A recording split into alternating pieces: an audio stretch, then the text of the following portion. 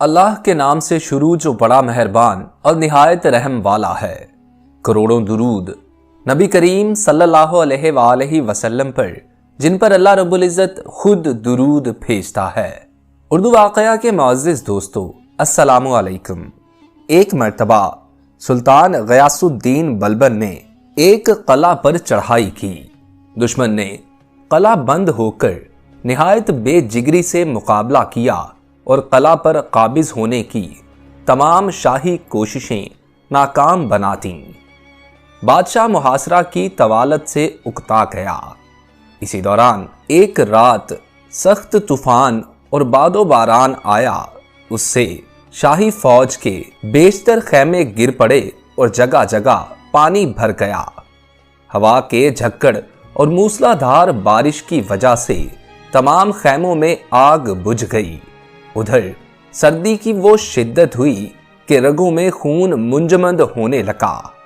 اس حالت میں بادشاہ کا خادم خاص یاسقا بادشاہ کے لیے وضو کا پانی گرم کرنے کے لیے آگ کی تلاش میں نکلا۔ اسے دور ایک جگہ روشنی نظر آئی۔ وہاں پہنچا تو دیکھا کہ ایک خیمہ کھڑا تھا اور اس میں چراغ جل رہا تھا۔ اس کی روشنی میں ایک درویش صورت سپاہی قرآن حکیم کی تلاوت کر رہا ہے۔ خادم پر ہیبت چھا گئی اور اسے آگ مانگنے کا ہوش ہی نہ رہا۔ درویش نے خود ہی سر اٹھا کر پوچھا، کیوں بھائی، آگ کی ضرورت ہے؟ خادم نے اسبات میں جواب دیا تو درویش نے کہا، جتنی آگ چاہیے ہو بے دھڑک لے جاؤ۔ خادم نے خیمہ کے اندر داخل ہو کر ایک لکڑی سلگائی اور شاہی آبدار خانہ میں آ کر حمام گرم کیا، لیکن اس واقعہ سے اس کے دل میں بڑی بے قراری پیدا ہو گئی۔ صبح کاذب کے وقت مشک لے کر پھر اس درویش کے خیمے پر گیا، دیکھا تو وہ درویش خیمہ میں موجود نہ تھے۔ ادھر ادھر دیکھا تو کچھ دور ایک تالاب نظر آیا، وہاں وہ درویش وضو کر رہے تھے۔ خادم ایک گوشہ میں کھڑا ہو گیا۔ درویش نے فارغ ہو کر نماز فجر ادا کی اور اپنے خیمے میں آ گئے۔ خادم اب تالاب پر پہنچا تو دیکھا جس جگہ درویش نے وضو کیا تھا وہاں کا پانی گرم تھا، حالانکہ سردی کی شدت سے ارد گرد کا پانی جم گیا تھا۔ خادم نے اسی جگہ سے اپنی مشک میں پانی بھرا، اس کو لے کر آبدار خانے میں گیا اور اپنی عقل سے معلوم کر لیا کہ یہ سب اسی درویش کی عظمت و برکت کے سبب سے ہوا ہے، لیکن اس راز کو دل ہی میں رکھا۔ دوسرے دن نماز فجر سے کچھ پہلے تالاب پر پہنچا اور پانی کو دیکھا کہ جمع ہوا ہے۔ وہ ایک درخت کے پیچھے چھپ کر بیٹھ گیا۔ اتنے میں وہ درویش تالاب پر آئے اور اس کے کنارے پر ایک جگہ بیٹھ گئے۔ ان کے سامنے پانی نے اسی وقت جوش مارا۔ انہوں نے وضو کیا اور تشریف لے گئے۔ خادم نے وہاں سے گرم پانی کی مشک بھری اور سیدھا سلطان کی خدمت میں حاضر ہوا۔ سلطان اس وقت دربار عام میں بیٹھا ہوا تھا۔ خادم نے دست بستہ عرض کی کہ حضور، اگر میرے ایک راز کو خلوت میں سنیں تو گوش گزار کروں۔ سلطان نے خلوت میں جا کر اس کو اپنی بات کہنے کا موقع دیا۔ خادم نے تمام واقعات منو ان سلطان کے گوش گزار کر دیے۔ سلطان بہت حیران ہوا اور خادم سے کہا کہ کل ہم بھی تمہارے ساتھ چلیں گے۔ تم میری خوابگاہ کے باہر ٹھہرو اور وقت معینہ پر مجھے جگا کر ساتھ لے چلنا۔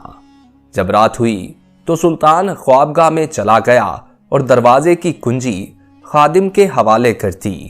جب 2-4 گھڑی رات باقی رہ گئی تو خادم نے دروازہ کھول کر سلطان کو جگا دیا۔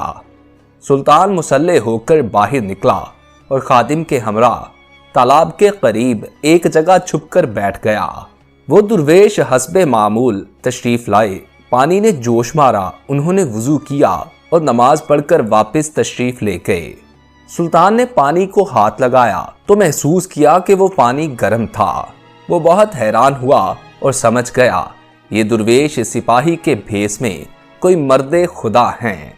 اسی وقت خادم کو ساتھ لے کر درویش کے خیمے پر پہنچا۔ وہ کلام پاک کی تلاوت کر رہے تھے۔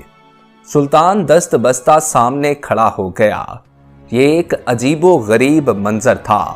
ہندوستان کا فرما روا جس کی ہیبت کا ڈنکا بج رہا تھا، ایک بوریا نشین فقیر کے سامنے ہاتھ باندھے کھڑا تھا اور زبان سے بات نہ نکلتی تھی۔ درویش تلاوت سے فارغ ہوئے تو ان کی نظر سلطان پر پڑی۔ تعظیم کے لیے اٹھے اور سلام کیا۔ سلطان نے مؤدبانہ عرض کی کہ میری خوش بختی اور سعادت ہے کہ آپ جیسے بزرگ میرے لشکر میں موجود ہیں۔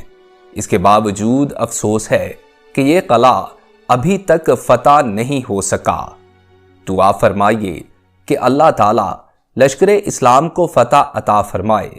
درویش نے ہر چند اپنے آپ کو چھپانے کی کوشش کی، لیکن سب بے سود، کیونکہ سلطان جو اپنی آنکھوں سے ان کی کرامت دیکھ چکا تھا کسی طرح نہ مانا۔ آخر انہوں نے دعا کے لیے ہاتھ اٹھائے اور سورہ فاتحہ پڑھ کر فرمایا، اسی وقت حملہ کرو، اللہ تعالیٰ فتح و نصرت عطا فرمائے گا۔ سلطان خوش خوش رخصت ہوا اور لشکر میں پہنچ کر اسی وقت قلعہ پر دھاوا بول دیا۔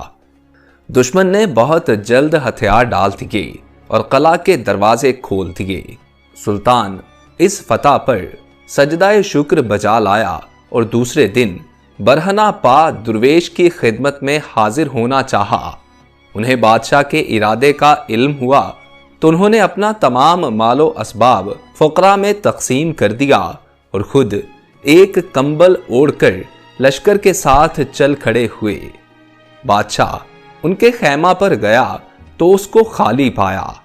یہ درویش خواجہ شمس الدین ترک تھے۔ وہ شاہی لشکر سے نکل کر سیدھے اپنے مرشد مخدوم علاء الدین علی احمد صابر قلیعری رحمت اللہ علیہ کی خدمت میں پہنچے۔ وہاں سے چند دن بعد ان کو پانی پت جانے کا حکم ہوا اور انہوں نے باقی زندگی اسی شہر میں اصلاح و تبلیغ کا فریضہ انجام دیتے ہوئے گزار دی۔ اللہ ان بزرگان دین کے درجات بلند فرمائے اور ان کے صدقے ہماری بے حساب مغفرت فرمائے، آمین۔ تو آج کے لیے اتنا ہی۔ اگر آپ لوگوں کو واقعہ اچھا لگا ہو تو اس ویڈیو کو لائک کیجیے اور نئے آنے والے دوست ہمارے چینل کو سبسکرائب کر کے ساتھ لگے بیل آئیکن کو پریس کر کے آل نوٹیفیکیشنز آن کر لیجیے۔ اپنے دوست محسن رضا کو اجازت دیجیے۔ اللہ آپ کا اور میرا حامی اور ناصر ہو۔ اللہ نگہبان۔